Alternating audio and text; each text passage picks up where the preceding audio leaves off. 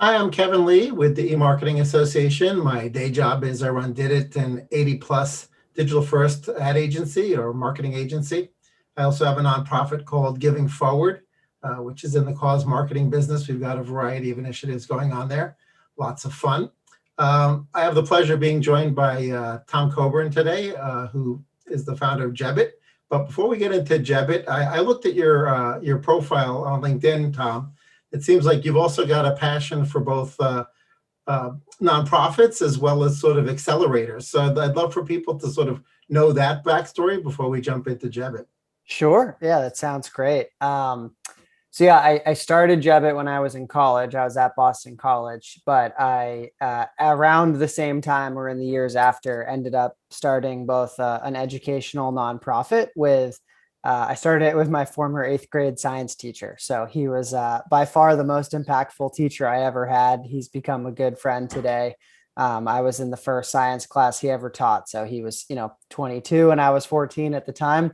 And he ended up quitting his job teaching science to teach leadership education and a lot around social and emotional learning. You might hear it called SEL today.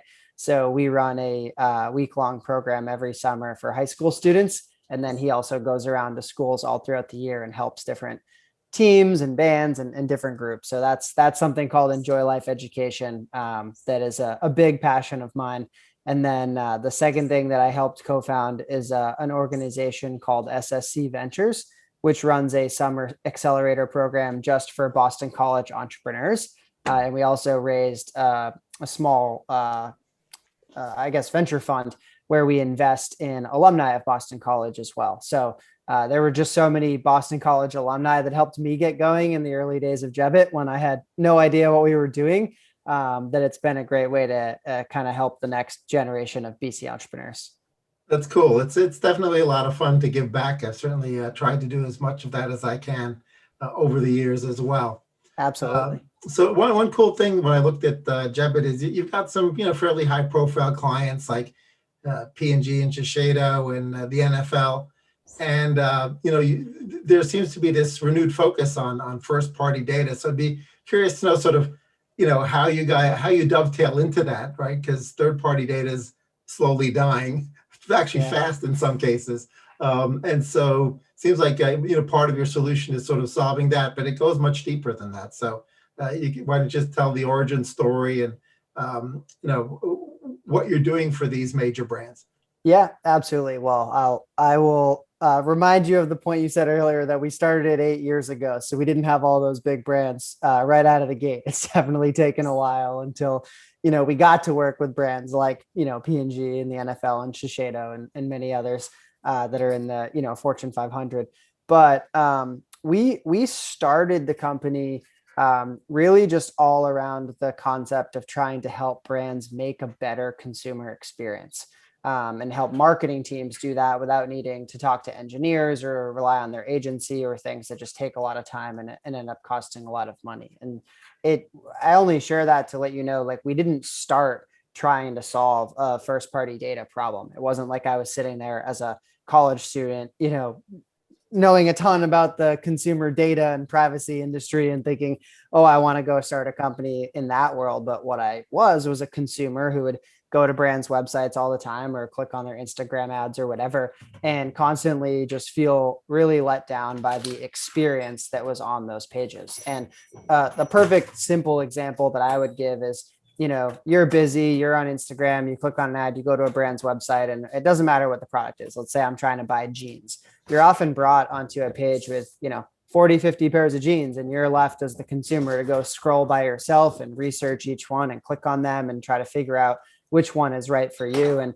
when you're on the go and you're on your phone, just that your mindset is not aligned with what is on that page. And so one of the first types of experiences we helped brands create, and there's many you can create on our platform, but is a quiz that in that setting would replace the product page with 40 products and would say, hey, answer 4 questions and we'll recommend the right pair of jeans for you. And so for the consumer, saves them time, gives them a recommendation. They get this much better, genuinely valuable experience. And to the brand, the initial pitch was, and you'll sell more jeans. And that was true. And we proved that time and time again.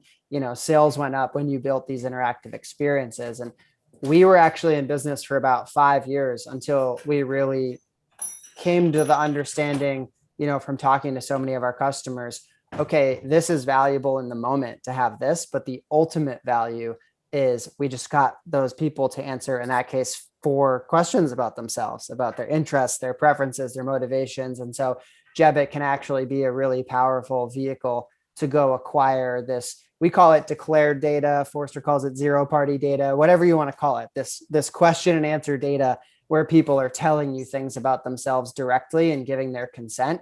And so we've really spent the last 3 years building out a lot of our capabilities around declared data and enabling brands to go acquire, for some of our brands, 100 million plus, data points at scale from all these different experiences that they run. Cool. Well, certainly in retail, product selection wizards, and the more intelligent they are, obviously, in asking the right questions, the better the consumer experience. But can you give us some examples sort of outside of retail, maybe in B2B or in the service category business, where you similarly sort of removed friction for the consumer while also empowering the marketer at the same time? Yeah, so I'll stick with the quiz example just because quizzes represent about 60% of everything launched on our website, but we can definitely get into others if it's helpful. But if we just go from retail into the B2B world, you actually can go to the Jebbit homepage and you can see we use our own technology to greet everyone on our site. We have an assessment where you can go in and answer a few questions about your own marketing strategy and budgets and goals and those things. And based on your answers, we recommend the right starting package for you with Jebbit. Many of our B2B customers, it's matching you to, if they have a suite of products, the right, product for you to start with. If they have a whole different array of services, it might be, which service should you get started with or get matched with or things like that. So, the simplest way I talk about a Jebbit experience is it enables you in a digital first world to create the type of experience you would have if you were just greeting someone walking into your retail store, or if you were just, as a BDR getting on the phone with a potential prospect and just trying to ask them a few questions about their business. It just lets you do that in a simple, mobile first way where the user can just go in and answer it's normally 4 to 6 questions on average. I mean, we have some customers that do 25 questions, but normally this is like a 1 to 2 minute thing where the user can come in and answer a couple of questions, get matched to something personalized for them, and then, go from there. When we've tested stuff like this before, we haven't tested Jebbit yet, but we've always found that it's best to ask for the PII last, because Absolutely. people sort of get a lot of momentum answering the questions, and then they don't want them to go to waste. But a lot of websites actually seem to do it backwards, right? They ask for the PII first, which is super scary. It's like, asking to get married on the first date. It sort of scares people away. So did you arrive at your modality sort of on purpose, accidentally? Was it sort of trial and error as to sort of when you ask for PII and how much you ask for? Yeah, we just ran thousands of experiences, and some clients set it up one way and others the other way. And the data is very, very clear on this one. There are like 50 different elements of any experience that we measure and analyze and try to provide recommendations on. And some are more gray areas, or some are more, small differences in your completion rates and your conversion rates. This one is very, very clear. Do not ask for the email or phone number or zip code or anything upfront. Engage the user first. Ask some easy high-level questions to get them started. We're at a point now where we average an 85% completion rate on every Jebbit experience across all verticals, industries, et cetera. But definitely ask for that PII at the end. Now, the one nuance with that is, let's just say I'm matching you to, the right service for you, if it's a B2B one. There is a decision to be made by the client of, okay, you go through, let's call it 6 questions, and now you're ready to give them which service they should have. Do you say, okay, we're ready, we have the recommendation, put in your email now, and then we'll show it to you? Or do you show it to them and then ask for the email after? That part, there are pros and cons to doing it either way. We can talk about those if it's helpful. But to your first point, yes, definitely ask at the end. Have you found that sometimes squeezing in a few additional questions after the PII is also helpful? Yep. Some of our customers will do that, or they'll even ask you to just kind of go into a whole nother quiz or experience or something like that after you've completed it. Or we have some customers where, you finish the first interactive experience, and then maybe you put in your email, and then it redirects you to a page with, 6 or 9 or 12 other interactive experiences you can go do. Because we have a lot of, some of our customers come in and they build that first quiz and they put it on their website, and then that's all they do for a few months, and maybe they'll build other stuff later. But other customers come in and they want to build 30 different experiences out of the gate. They want to have a quiz to greet everyone, but then they also want to make some interactive lookbooks or some interactive articles or some trivia or other things. And so for those customers who are more viewing Jebbit as a kind of engagement vehicle across many different types of experiences and different channels, a lot of them will create these kind of hubs that house a bunch of different Jebbit experiences. Cool. Well, some of the more geeky marketers, especially given the depreciation of the third-party cookie, will sort of ask, okay, when I host these quizzes on my site, or they host it under a C name or some way that it can be my cookie that keeps the information. And then similarly, sort of, where does the data sit? Does it sit exclusively on the Jebbit platform? Does it also get sort of Zapiered into my data warehouse as well? Yep. Yeah, great questions. The short answer is yes, it can be hosted on their end or our end, that we've built it in different ways where, whatever the client wants is the way we want it to be able to be deployed. And there's obviously pros and cons to that of how technical they need to get. Like sometimes we're just working with a marketing team and they don't want to talk to their engineering team at all. So they're just like, I don't care if you host it, give me a link or an embed code, let me get it out there, and I'll put my own, tracking pixels and things like that on the experience. And then other customers really want it hosted on their end. So they'll use Jebbit to build it and then they host it. And then, to your second question about where the data lives, we are definitely not trying to be the end data warehouse where all this data lives. So for 99% of our customers, the data is going elsewhere into some system of theirs, whether it's their CDP or their marketing automation platform or an email platform, like whatever it might be. We have built tons of integrations. We have a 4-person team at Jebbit that is just building and updating and improving our integrations all the time. So that's a core part of our product philosophy as we think about it, is the integrations. Yes, we have analytics and there's a record of that data in Jebbit. So you can go slice and dice the data in Jebbit and analyze it yourself in Jebbit. And a lot of our customers like the simplicity of that, because once it gets into another platform, now it's combined with many other sources of data. But yeah, we're not trying to be that end place where the data lives.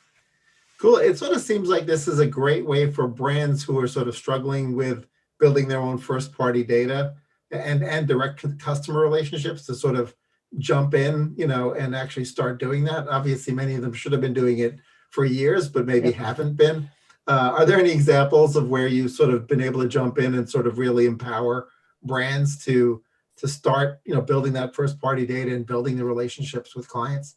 Absolutely. And we have seen a massive uptick in just interest and new customers coming onto the platform since really the start of this year of 2021, with a lot of the announcements by Google and Apple around, deprecating the third-party cookie or masking IP addresses or different things that, regardless of getting into all the details of those announcements, the conclusion for most marketers is we need to go get more of our own first-party data, right? And we need to build more of our own warehouse of first-party data. And, brands like Procter & Gamble, to give them credit, have known this for years. And I think been ahead of the curve, and we've been working with them for 3 years now, and they've run many Jebbit experiences. But for a lot of other brands, I think those announcements, maybe they were talking about it, maybe they knew it, maybe they were dabbling with it a little bit here and there, but it wasn't a top priority of their marketing team. And we are now hearing week in and week out, our sales team's getting on the phone with customers, or people are coming to our website. My CMO just made first party data capture a top priority this year. And I don't know exactly what we're going to do yet, but someone told me somewhere, Jebbit might help me get more first party data. Can you explain how we can do that? And, most commonly, I would say, 7 out of 10 times, it's let's build some type of quiz and let's either put that right on our homepage for site traffic, or let's go buy a bunch of, Facebook, Instagram, or whatever channel ads you might use. We're a partner of Twitter and Pinterest and Snapchat. So there's many places, you can go buy media and link that into an experience. And those details really just come down to, how much traffic are you already getting on your website? And can we just insert this there? And help you optimize that traffic and capture more data? Or are you the type of business that we really need to be going out there and buying traffic to getting to it? And then there's also an element of using Jebbit to get more first party data on the people you already have in your database that you just don't know enough about. We talk to customers all the time where the story is, hey, we have 15 million people in our database. We know these are the 5 segments of customers we have, but we really don't know, with good conviction, which customers should go into which segment. Maybe we have a name and a zip code and an email and some transaction data on them, but beyond that, we don't know much about them. And so a lot of customers will build interactive Jebbit experiences that they email out to that audience to learn more about them. So there's different ways it can go. And have you found that for the most part, consumers, now that it's sort of in the open, right, the quid pro quo of you give me some information, I give you a better user experience, sort of calms their trepidation around sort of sharing data, that, now that they sort of know the why? Yeah. My stance on this of like being in the industry is we're obviously talking about GDPR and CCPA and Google and Apple and all these announcements all the time. I still don't think most consumers are super conscious or focused on it. I still think most consumers have many more things they're worried about on their plate, whether it's, taking care of kids or their own job or, getting into school or, whatever it might be with whatever stage of life they are. I think most of the time consumers are doing our experiences at high rates just because of the genuine value they're getting out of it in the moment, right? Like in that jeans example, it's just, I'm getting matched to the pair of jeans. It's saving me time. Like, I'm happy to answer these questions for it. And I think as long as brands keep delivering genuine value in the moment and then keep using the data in a thoughtful way, I mean, consumers definitely, become skeptical when you're just like somehow guessing or using information about them that they have no idea what you got, how you as the brand got that information. But I think, if you go to a website, answer a few questions, get matched to a product, and then a week later you get an email that's personalized based on something you told them, I think most consumers totally get it and are excited about that and are willing to do that. But I don't think they're thinking as much about all the privacy details. I think they're more focused on the immediate gratification of what the experience is going to give them. Right, absolutely. I saw that a couple of times a year you guys do a state of consumer data trust study. Yeah. Are there any interesting findings that come out of that relate to sort of, again, consumers sort of willingness to have their data out there? I think the main finding is we continue to be surprised at how little consumers trust brands with data in general. I think the scores have been getting a little bit better, but still the average scores are in like the 4s out of 10, 4.4, 4.6, but I forget what the exact number was on the last one. But so in general, I think the sentiment is still not super strong.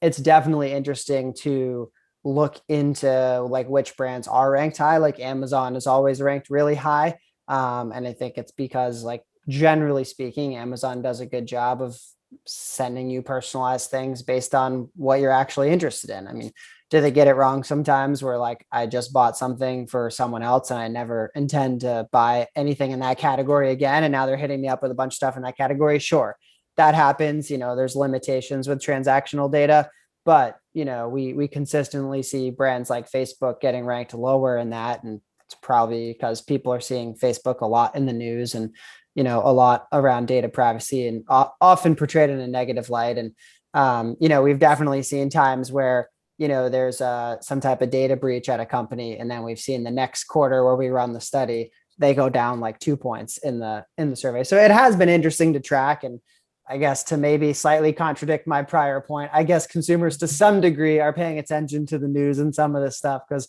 we will see it, play out a little bit in that index. But yeah. Well, it's a good thing you're not including political parties and PAC committees. Very fair. We're staying away from that. Yeah. Brand trust index, because I think we'd be surprised about how low those can go. Absolutely. Yeah. So do you have any sort of parting words about or best practices, with regards to sort of brands in general and how they approach their consumer from the sort of quid pro quo perspective of sort of, hey, give and get when it comes to data? I think just make sure you're really clear up front, like what the consumer is going to get out of this experience where they're going in. I mean, it doesn't all, I've used the quiz example where it save you time and give you a recommendation. It doesn't always have to be that. We have the NFL just did a, how much do you know about certain teams and players thing, where that's something where the consumer's just doing it for the entertainment, right? They're passionate about the brand. And this is a great way for them to engage with the brand and prove their knowledge and see how much more or less they know about other fans. But then as we get the consumer into it and get them hooked, going back to that 85% completion rate, we can naturally ask them a couple questions about who their favorite team or player is, or who they watch games with, or things like that. So I think as a brand, just coming up with all different creative ways you can get different types of consumers to interact with you, and just very natural ways to then turn the conversation around and ask them questions about themselves. That's what we're really focused on all the time. And we're always coming up with new experience types and new things you can do and new creative ideas. And a lot of times that's just driven by our customers and their own creativity. We see a customer do something no one's ever done before, and we say, wow, that should really be a template and something, we promote more. So that's been the fun part about seeing all this play out from our perspective. Cool. Have you had any clients either gamify their questions and create leaderboards, or otherwise gamify with points or badges, Yep. or maybe add a promotion layer on, like a sweepstakes or a contest or something like that? Definitely. I would say having some type of monetary reward, whether that is just a leaderboard or points or loyalty points, it probably is 20 to 25% of everything that runs on our platform. We're really passionate about Jebbit of making these experiences so engaging that you don't have to provide any type of like carrot or monetary incentive, right? Just because then you end up with a lot of people just doing it to get the gift card or get the sweepstakes entry and not actually giving you real answers. But of course, if you add those things in, we do normally see a higher engagement rate and a higher completion rate. So I think there is a time and a place to do that. And some of the ones I like best are brands who consistently use us in their loyalty programs, and you can earn more points and badges every time. I think it's a great way to just have a little bit of an extra carrot to get you to engage. But from our perspective, we always want that monetary thing to just be additive on top of an already engaging experience that 85% of people would want to do just because of the experience itself and the genuine value it gives you. If a brand or an agency comes to you and is sort of lost with where to start, do you have a concierge program or some way that they can get started and have a little bit of professional help? We do. Yeah. So there's a couple different ways we approach this. We do have a template gallery in the platform where you can log in and you can browse a ton of things that are real examples other clients have run and given us approval for to put in there, and just a bunch of best in class examples. And then we also have a customer success team who has a whole, 90-day onboarding program with you, where we get very consultative into your brand and your goals and your customer types and what you're trying to achieve. And part of that team's work is to provide ideation and inspiration of what you can build. And then we also have, it's probably used by about 20% of our customers, but we also have an in-house studio team. It's kind of an in-house, creative and technical group on our end that some of our clients leverage to help them actually build their experiences too. So most of our customers do all the building just totally on their own, self-serve in the platform. Sometimes they'll loop in an agency to do it, but it's normally handled on their end, 8 out of 10 times, but we do have that studio team available for customers that need it. Great. Well, that's all good to know. Yeah. Thanks so much for, taking me through the platform, taking me through the backstory. Really interesting stuff. Thank you. I appreciate it.